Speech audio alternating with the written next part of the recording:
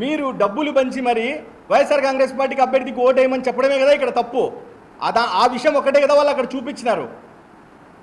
దానికి మీరు వివరణ ఇస్తే అయిపోయేది. కానీ అది కాకుండా మీరు ఎక్కడి నుంచో ఎత్తి శ్రీనివాస్ రెడ్డి గారు అది చేసినారు ఇది చేసినారంటే మీరు చెప్పేవన్నీ పచ్చాపద్దాలు. 2014 నుంచి 19 వరకు మేము వైఎస్ఆర్ కాంగ్రెస్ పార్టీలోనే ఉన్నాం.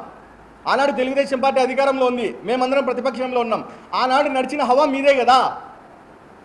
పోలీస్ స్టేషన్లలో సిఐలు ఎస్ఐలు మార్చాలంటే మీరే ఇన్ఛార్జ్ అని చెప్తున్నారు. ఆయన లాక్కున్నాడని చెప్తున్నారు.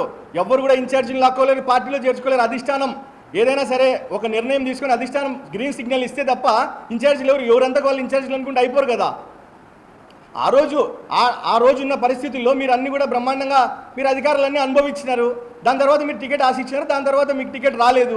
రానప్పుడు మీరు పార్టీ కోసం నిబద్ధతతో పనిచేసింటే ఈరోజు మీకు వేరే అవకాశాలు కూడా తప్పకుండా వచ్చిండే.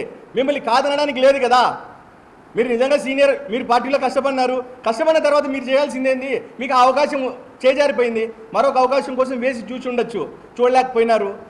అదే కదా ఇప్పుడు సమస్య.